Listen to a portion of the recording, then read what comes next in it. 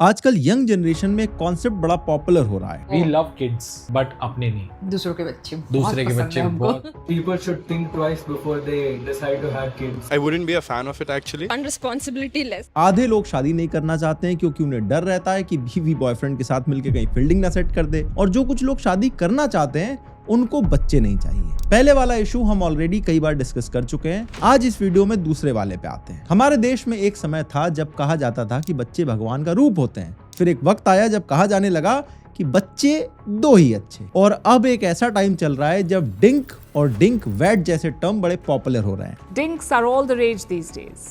Social media is flooded with #Dink. DINK का मतलब है डबल इनकम नो किड्स, और डिंक वैट का मतलब है double income no kids with a dog. यानी इन लोगों को शादी तो करनी है, अपने पार्टनर के साथ रहना भी है, बस बच्चे नहीं चाहिए। ये लोग कहते हैं कि भैया खुद का सर्वाइवल मुश्किल हो रहा है तो बच्चे कैसे पालेंगे, वो भी इस इकोनॉमी में। कुछ लोग कहते हैं कि दुनिया इस लायक ही नहीं बची कि एक नए बच्चे को इस दुनिया में लाया जाए, और कुछ लोगों को ये लगता ही नहीं है कि वो कभी भी इस रिस्पॉन्सिबिलिटी के लिए रेडी हो पाएंगे। मैं सिर्फ इंटरनेट पर जो बातें बोली जा रही हैं उसके बेसिस पे नहीं बोल रहा हूँ। इसी साल यूएन की रिपोर्ट में बताया गया है कि भारत का TFR यानी total fertility rate replacement rate से नीचे जा चुका है। TFR यूजुअली 2.1 या ऊपर होना चाहिए ताकि पॉपुलेशन बढ़ती रहे, और अब ये 1.9 पे जा चुका है, यानी पॉपुलेशन अब डिक्रीज होने की तरफ बढ़ रही है। But the reality is that India's fertility rate has been crashing in unprecedented ways. Today, our fertility rate is well below replacement. और ये काफी डेंजरस हो सकता है क्योंकि अगर पॉपुलेशन डिक्रीज होगी, नए बच्चे नहीं पैदा होंगे, तो ओवरऑल जो देश है वो बूढ़ा होता जाएगा, जिसे सस्टेन करना बड़ा मुश्किल होगा। काफी लोगों को लगता है कि महंगाई इतनी ज्यादा हो रही है इसीलिए लोग बच्चे नहीं पैदा करना चाहते हैं, लेकिन ऐसा बिल्कुल नहीं है। ये क्लिप देखो। Will you get married though? I asked you and you said no. No intent of, I don't see myself getting married or having kids. अब निखिल कामत लिटरली एक बिलियनियर है, पर उनका भी डिसीजन सेम है। ऐसे ही विद्या बालन, जॉन अब्राहम जैसे कई सारे नाम इसी लिस्ट में शामिल हैं। और ये सिर्फ भारत में नहीं हो रहा है, रशिया में भी बर्थ रेट बढ़ाने के लिए मिनिस्ट्री ऑफ बनाई जा रही है। सिंगापुर की सरकार बेबी बोनस की स्कीम ला चुकी है। जापान में आज के समय बच्चे कम और पेट्स ज्यादा दिखाई देते हैं। साउथ कोरिया का हाल इतना खराब है कि शायद ये देश अब सर्वाइव ही ना कर पाए, सारे लोग बूढ़े होके खत्म हो जाएंगे। ऐसे में सवाल आता है कि आखिर ये ट्रेंड आया कहां से, और कौन से वो रीजंस हैं जिसके चलते लोग बच्चे नहीं पैदा करना चाह रहे हैं, और उसके लॉन्ग टर्म इफेक्ट हम पर क्या हो सकते हैं। आइए देखते हैं। भारत में आज के टाइम बच्चे को पालने पोसने का खर्चा एवरेज 45 लाख क्रॉस कर चुका है। शुरू के 5 साल यानी कि delivery, vaccination, day care, baby essential वगैरह में ही करीब 8 लाख खर्च हो जाते हैं। फिर जैसे जैसे बच्चा बड़ा होता है 50 खर्चे ऐड होते जाते हैं। स्कूल की fees, tuition, laptop, extra curricular, इन सब में एवरेज 17 लाख रुपए खर्च होते हैं, और फिर एक डिसेंट हायर एजुकेशन के लिए भी 13 से 14 लाख रुपए लग जाते हैं। और ऐसे ही एक बच्चे को रेस करने का एक्सपेंस आज के टाइम भारत में 38 लाख से 45 लाख तक पहुंच चुका है। प्राइवेट स्कूल्स में तो लिटरली एक डे लाइट रॉबरी चल रही है। इनकी फीस वैसे ही लाखों में होती है, ऊपर से हर साल 10-15% फीस बढ़ा दी जाती है। आजकल प्राइवेट स्कूल्स में नर्सरी में उतनी फीस लगती है जितने में मैंने अपनी पूरी स्कूलिंग कंप्लीट कर ली थी। कॉलेजेस भी इनसे ज्यादा दूर नहीं है। 100% प्लेसमेंट का बोर्ड दिखा के मोटा पैसा छाप लेते हैं, और अच्छे जॉब छोड़ो, ठीक ठाक नौकरी तक नहीं दे पाते हैं। फिर अगर मामला बच्चे को देश के बाहर पढ़ाने के लिए भेजने का हो तो बात करोड़ों में पहुंच जाती है। और ये मैं एक एवरेज हिसाब किताब बता रहा हूं। मुंबई या बेंगलुरु जैसी सिटीज में तो खर्चे इससे कहीं ज्यादा होते हैं। अब $2500 पर कैपिटा इनकम वाले देश में आम आदमी कहां से ये सब अफोर्ड कर पाएगा। जैसा मैंने बताया कि आज एक बच्चे को रेस करने का खर्चा 45 लाख क्रॉस कर चुका है। स्कूल फीस से लेकर मेडिकल बिल्स तक हर एक चीज की कॉस्ट आसमान छू रही है। हेल्थ केयर की कॉस्ट भी हर साल 14-15% से बढ़ रही है, लेकिन फिर भी कई बार लोग इन सब खर्चों के बीच में इंश्योरेंस जैसी जरूरी चीज को डिले कर देते हैं। लेकिन ये डिले रिस्की हो सकता है। हॉस्पिटल में एक सीरियस इलनेस का बिल मिडिल क्लास के लिए फाइनेंशियल डिजास्टर बन जाता है। हेल्थ इंश्योरेंस जितना जल्दी ले लिया जाए उतना अच्छा रहता है, क्योंकि अगर आज आप इंश्योरेंस के प्रीमियम में एक अफोर्डेबल अमाउंट देते हो तो कल के दिन अगर आपको या बच्चे को कोई बड़ी बीमारी होती है तो वही पॉलिसी आपको बैंक्रप्सी से बचा सकती है। इसीलिए मैं रेकमेंड करूंगा डिट्टो इंश्योरेंस। यहां पर आप फ्री में जितनी चाहे कंसल्टेशन कॉल ले सकते हो, बिना किसी स्पैम के। आप अपनी मर्जी से कॉल शेड्यूल कर सकते हो, और एक्सपर्ट आपको हिंदी में पॉलिसी समझाकर पूरी डिटेल बताएंगे। चाहे आप पॉलिसी लो या ना लो, कोई प्रेशर नहीं होता है। मैं खुद जब अपने लिए पॉलिसी ढूंढ रहा था तो डिट्टो की वेबसाइट पर मैंने बहुत सारे आर्टिकल पढ़े, 2-3 मैंने फ्रीमैन से कॉल कर ली और फाइनली एक प्लान इनके थ्रू लिया। ना कोई स्पैम कॉल आया और ना ही कोई कंफ्यूजन हुआ। इनकी साइट पर अलग अलग प्रोवाइडर्स के हेल्थ और टर्म प्लान्स को कंपेयर करने के लिए एजुकेशनल कंटेंट भी अवेलेबल है और अगर आप पॉलिसी लेते हो तो डॉक्यूमेंटेशन से लेकर क्लेम सेटलमेंट तक ये आपकी पूरी मदद करते हैं। इंश्योरेंस भैया जितनी कम एज में लो उतना सस्ता पड़ता है। डिस्क्रिप्शन में डिट्टो का लिंक लगा दे रहा हूं, आप एक बार इन्हें चेकआउट जरूर कर लेना। अब ऊपर से आपको जॉब की हालत तो पता है, सरकारी जॉब वाले वैसे ही कम होते हैं। एक एक वैकेंट पोस्ट के लिए हजारों लाखों कंटेंडर खड़े रहते हैं। अपने देश में तो सरकारी नौकरी अगर चपरासी की भी निकल जाए तो MBA और PhD वाले फॉर्म भरने आ जाते हैं। और रही बात कॉर्पोरेट जॉब की, तो ज्यादातर केसेस में इंसान की पहचान सिर्फ एक एम्प्लॉय तक लिमिटेड रह जाती है, उसके बाहर की जिंदगी किसी के लिए मैटर नहीं करती। अरे भैया CEO रिग्रेट से मरे जा रहे हैं कि अपने एम्प्लॉय को हफ्ते में 80-90 घंटा काम क्यों नहीं करवा पा रहे हैं, इस संडे को इनको छुट्टी क्यों देनी पड़ती है। I regret I'm not able to make you work on Sundays, to be honest. If I can make you work on Sundays, I'll be more happier. I work on Sundays also. Salary increase हो या ना हो, working hours बढ़ते जा रहे हैं। अभी आंध्र प्रदेश वाली न्यूज भी आपने सुनी होगी। पहले वर्किंग आवर्स 9 घंटे होते थे, लेकिन अब 1 घंटा और बढ़ा दिया गया है। लेकिन क्या उसके लिए सैलरी बढ़ेगी?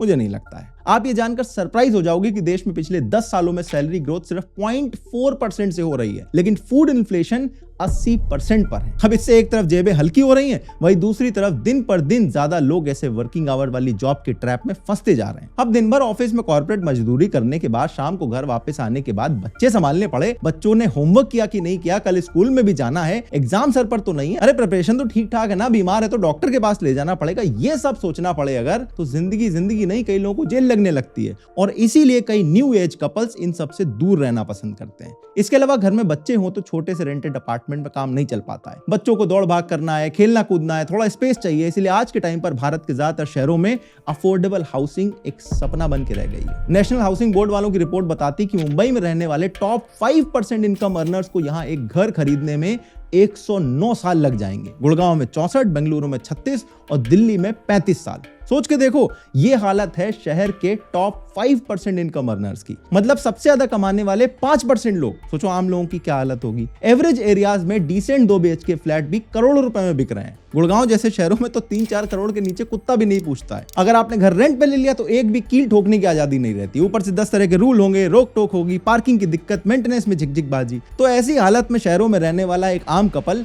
बच्चों का सपना कैसे देख सकता है? अब आप यहाँ पे एक आर्गुमेंट कर सकते हो कि भैया पेरेंट्स बनना है तो थोड़े कंफर्ट छोड़ने पड़ेंगे, थोड़े सैक्रिफाइसेस करने पड़ेंगे। बच्चे संभालना हमेशा से ही मुश्किल रहा है, पिछले जनरेशन के लोगों को ऐसे डिसीजन लेने पड़ते थे। अगर आप ऐसी सोच रखते हो तो आप बिल्कुल सही सोच रहे हो। पुराने जनरेशन के लोगों ने ये डिसीजन कभी नहीं लिया क्योंकि उनके पास बच्चे ना करने का ऑप्शन तो छोड़ो, कॉन्सेप्ट ही नहीं था। पिछले जमाने में शादी होते ही घर में बुजुर्गों का आशीर्वाद लेने जाओ तो आशीर्वाद देते थे, गर्भवती भव, दूधो नहाओ, पूतो फलो। साल गुजरने से पहले ही सास ससुर पोता पोती के साथ खेलने के सपने देखने लग जाते थे। ज्वाइंट फैमिली हुआ करती थी, एक घर में 10-10 लोग रहते थे, तो बच्चे संभालने की टेंशन भी माँ बाप के ऊपर कम रहती थी। वो तो चाचा चाची, ताऊ ताई, बुआ बाबा दादी इन सब के पास खेल के बड़े हो जाते थे। और घर छोड़ो, घर के बाहर पड़ोस में भी परिवार जैसा माहौल रहता था। बच्चे पूरे दिन पड़ोस के घरों में खेलते रहते थे, खा पी लेते थे। इसीलिए आप अपने पेरेंट्स से पूछो, हर आदमी बताता है कि अरे हमारे तो 8 भाई बहन थे, हमारे तो 12 भाई बहन थे। लेकिन अब सिचुएशन बहुत बदल गई है, फैमिलीज हो गई है न्यूक्लियर। भले ये दादा दादी अभी कहते हैं कि बच्चे कर लो, लेकिन जब संभालने की बात आती है तो कहते हैं देखो 2-4 दिन तक ठीक है,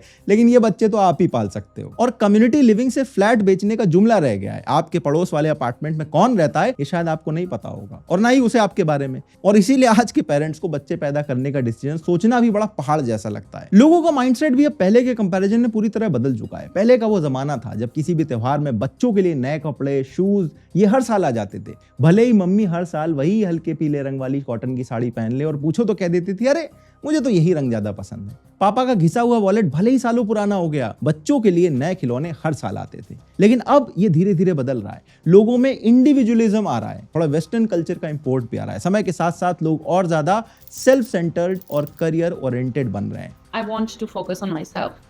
I want to focus on my career and I love sleep. कई लोगों के लिए बच्चे पैदा करने या उनकी रिस्पॉन्सिबिलिटी उठाने से ज्यादा ये जरूरी है कि वो अपने आप को कैसे ट्रीट कर रहे हैं। आजकल लोग कहते हैं कि पहले हम अपने सपने पूरे करेंगे, अपनी लाइफ एंजॉय करेंगे, घूमेंगे फिरेंगे, फिर बच्चों का सोचेंगे।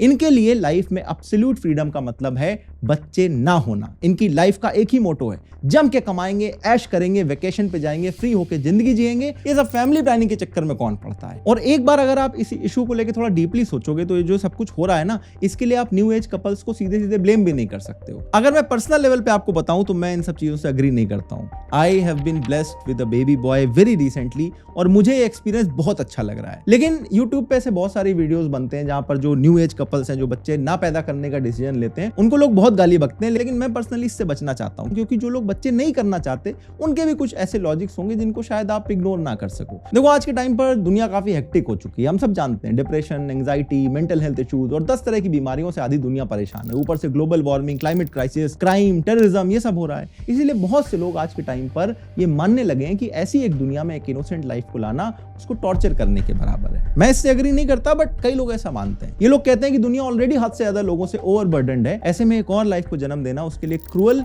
और मीनिंगलेस बात होगी। Who are putting people in the position to deal with the worst consequences of your generation's bad actions. Because we have been irresponsible, the children that we bring into the world will have to face the worst of climate change and climate crisis. When you choose to have kids, you should question yourself, why are you having kids? I don't understand the logic behind bringing the baby. Parenthood is one of the role that we are forced to, conform to. Otherwise we are not normal. ये बातें सुन के लग सकता है कि ये लोग जिंदगी से हारे हुए लोग हैं, लेकिन ये सोच आज के टाइम काफी कॉमन हो चुकी है। इसे एंटी नेटलिज्म कहा जाता है। ये बेसिकली एक फिलोसॉफिकल और एथिकल आइडियोलॉजी है जो ये कहती है कि जन्म देना अपने आप में ही गलत है और ऐसी दुनिया में जहां पर दुख, दर्द, तकलीफ, इनइक्वालिटी, सफरिंग के अलावा और कुछ नहीं है, वहां पर एक और लाइफ को लाना कोई सेंस की बात नहीं है। इसके अलावा कुछ लोग ये भी कहते हैं कि उनके बचपन में उन्होंने वो चीजें फेस करी हैं जिससे फैमिली या financial struggle, bad parenting, mummy papa में लड़ाई झगड़े, तो वो इस सब चीजों को अगली जनरेशन में नहीं पास ऑन करना चाहते हैं। My parents didn't have a great marriage. As far as the emotional aspect of parenting is concerned, I don't think my parents had the capacity to realize that some parts of that the parenting they were offering us were not exactly ideal. I'm pretty sure that I don't realize that as well. So, I wouldn't want to wreck somebody's life just because I want to be a father someday. I'm not programmed for responsibility. Rather to have, rather not to have a kid than be a bad father. मैं इसके opposite में कहता हूं कि अगर आपने सब face करा है तो शायद आपको पता है वो गलतियां नहीं करनी और आप एक और अच्छे पेरेंट बन के दिखा सकते हो। बट इसकी वजह से भी कई सारे जो न्यू एज कपल्स हैं वो चाइल्डलेस रहना पसंद करते हैं, क्योंकि उन्हें लगता है कि वो इस केपेबल ही नहीं है कि वो अपने बच्चे को बेस्ट लाइफ दे सकेंगे। इसमें एक और इंटरेस्टिंग फैक्टर विमेन एजुकेशन का भी है। जैसे जैसे महिलाएं और एजुकेटेड होती हैं, उनकी फर्टिलिटी रेट नीचे गिरती जाती है। पूरे दुनिया भर की बात है। ये ग्राफ देखो, बिलो प्राइमरी लेवल तक एजुकेशन वाले महिलाओं में फर्टिलिटी रेट 3.1 है और ग्रेजुएट एंड अबव में फीमेल फर्टिलिटी रेट गिर के 1.4 में आ जाता है। लेकिन देखो, यहां पर भी लोग एक से ज्यादा बच्चे पैदा कर रहे हैं। अब भारत में पिछले कुछ डेकेड्स में विमेन एजुकेशन कितना रैपिडली इंक्रीज हुआ है हम सब जानते हैं। इनफैक्ट आज के टाइम पर भारत के हायर एजुकेशन में 48% हिस्सेदारी फीमेल की, और इसीलिए ये एक इंपैक्ट भारत की ओवरऑल टीएफआर में भी रिफ्लेक्ट होने लगा है। अब देखो, ऐसी बात नहीं कि सब लोग इस तरह की सोच रखते हैं कि अरे हमें तो बच्चे नहीं चाहिए, हम ऐसे ही ठीक है, लाइफ एंजॉय करेंगे। ये लोग ओवरऑल सोसाइटी के कुछ परसेंटेज हैं, वो भी जो मोस्टली बड़े शहरों में रह रहे हैं। बाकी आज भी ज्यादातर लोगों के लिए बच्चे उनकी लाइफ का सबसे बड़ा और इंपॉर्टेंट हिस्सा है। इनमें से ऐसे बहुत सारे लोग होते हैं जो पहले शायद बच्चा नहीं करना चाहते थे, लेकिन जब फाइनली एक लाइफ में एक बच्चा आता है तो वो एकदम से बदल जाते हैं। उन्हें जीने का एक नया पर्पस मिल जाता है। और ये बात सही भी है, मैंने खुद अपने आसपास ये होते हुए देखा है। और अपने आसपास अब मैं ऐसे लोगों को भी देख रहा हूं जो डिंक यानी डबल इनकम नो किड्स वाली लाइफ में भी इंटरेस्टेड है। उनका मोस्टली कहना होता है कि भाई मेरी लाइफ है, मेरे अपने चॉइसेस हैं, बच्चे करूं ना करूं ये मेरा डिसीजन है, मुझे इस बात का हक है। और ये बात कहीं ना कहीं ठीक है भाई, डिसीजन लेने का हक तो सबका है। लेकिन फिर बात ये आ जाती है बेसिक ह्यूमन नेचर की। Human beings by nature social creatures हैं। हमें एक इनेट टेंडेंसी होती है कनेक्शन बिल्ड करने की, एक दूसरे से इंटरेक्ट करने की, ग्रुप्स और कम्युनिटी में थ्राइव करने की। इसी से तो ह्यूमन सिविलाइजेशन आगे बढ़ती है और इसी का सबसे कोर फंडामेंटल एस्पेक्ट है प्रोक्रिएशन यानी बच्चे पैदा करना। बल्कि मैं तो आपको इससे एक स्टेप आगे ले जाता हूं। आप सोच के देखो, जिन लोगों के एक बच्चा होता है उस बच्चे के ऑटोमेटिकली कितने रिलेशनशिप्स खत्म हो जाते हैं। सबसे पहले तो कोई भाई बहन नहीं होगा, फिर जब इस बच्चे के बच्चा होगा तो उस बच्चे का कोई चाचा ताऊ या बुआ नहीं होंगी, क्योंकि ये सिंगल चाइल्ड था। तो एक बच्चा करने वाले लोग कितने आइसोलेटेड हो जाते हैं। अब सोचो कि जनरेशन आफ्टर जनरेशन अगर एक ही बच्चा हो तो सोसाइटी से कितने रिलेशनशिप्स हिस्ट्री बन जाएंगे। और यहाँ तो बात हो रही है नो चाइल्ड की। भाई ह्यूमन बीइंग्स का सर्वाइवल ही इस बात पे टिका हुआ है कि हम बच्चे पैदा करते रहें, इसीलिए पूरी तरह से डिफाई करना प्रैक्टिकली पॉसिबल नहीं है। और लॉन्ग टर्म में इससे पॉपुलेशन कोलैप्स और लार्ज स्केल पर सोशियो इकोनॉमिक क्राइसिस जैसे इश्यूज आ जाएंगे। इलॉन मस्क को भी आपने कहते हुए सुना होगा, I think that the biggest problem the world will face in 20 years is population collapse. Yes. Collapse. I want to emphasize this. The biggest issue in 20 years will be population collapse. Not explosion, collapse. अब कुछ लोग बोलेंगे अरे Elon Musk तो capitalist आदमी है, दुनिया में लोग कम हो गए तो उसके फ्यूचर कस्टमर कम हो जाएंगे, इसीलिए बोल रहा होगा। हो सकता है वो इसीलिए बोल रहा हो, लेकिन जो बात वो बोल रहा है वो गलत नहीं है। और जिस देश में बैठ के बात बोली जा रही है, अगर उसी का एग्जांपल लें तो मुद्दा बिल्कुल क्लियर हो जाता है। देखो, चाइना की पॉपुलेशन ऑलरेडी डिक्लाइन होना शुरू हो गई है और इसी वजह से चाइना में अब वर्क फोर्स घटती जा रही है, लेबर शॉर्टेज बढ़ रही है, इकोनॉमिक स्लो डाउन ऑलरेडी देखा जा सकता है, रियल एस्टेट सेक्टर भी क्रैश हो रहा है। मतलब नए घर बन रहे हैं लेकिन उनमें से रहने के लिए कोई लोग नहीं है और इस वजह से वहां पर घोस्ट टाउन्स क्रिएट हो रहे हैं। So here we are. This is a building called Grandeur Place, and feels like a big post-apocalyptic opera house in Paris or something. साथ ही एजिंग पॉपुलेशन इतनी तेजी से बढ़ रही है कि उनका हेल्थ केयर सिस्टम संभाल नहीं पा रहा है। अब वन चाइल्ड पॉलिसी लाकर चाइना ने पहले अपने पैर पे कुल्हाड़ी मार ली थी, लेकिन यूएन की रिपोर्ट की माने तो हम भी कुछ ज्यादा पीछे नहीं। अगले 30-35 सालों में आप देखोगे ये सारी प्रॉब्लम हमारे यहाँ भी शुरू हो जाएंगी। लेकिन चाइना के साथ फर्क सिर्फ इतना होगा कि चाइना में पॉपुलेशन डिक्लाइन तब आया जब वो लोग काफी डेवलप हो चुके थे, अब इनफ इंफ्रास्ट्रक्चर बिल्ड कर चुके थे। लेकिन अनफॉर्चुनेटली हमारे केस में शायद ऐसा नहीं हो पाएगा और ये कितना बड़ा डिजास्टर साबित होगा ये मुझे आपको एक्सप्लेन करने की जरूरत नहीं है। इमेजिन करके देखो, एक ऐसा भारत जो कभी अपनी पीक अचीव ही नहीं कर पाया, जो चीजें हमें अचीव करनी थी वो कभी हो ही नहीं पाई, कितना बड़ा मिस्ड अपॉर्चुनिटी होगा। और सच कहूं तो मुझे पर्सनली डर लगता है कि कहीं ये एकदम सच ना हो जाए और हम हमेशा के लिए इसी मीडियोक्रिटी में फंसे ना रह जाएं। कई लोगों को सोच के लगता है कि पॉपुलेशन बढ़ना ही हमारे देश की सबसे बड़ी प्रॉब्लम है, लेकिन नहीं, पॉपुलेशन कोलैप्स हो गई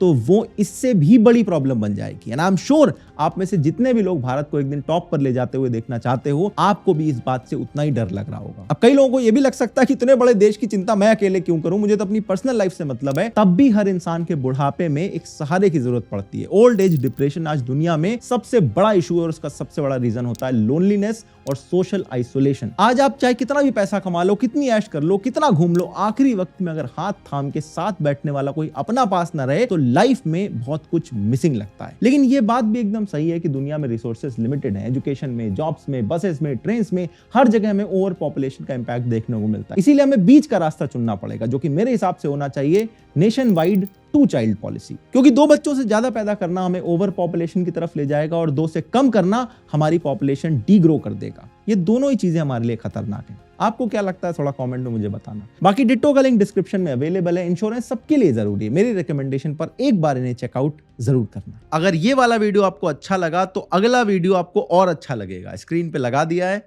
क्लिक करो और अभी देख डालो।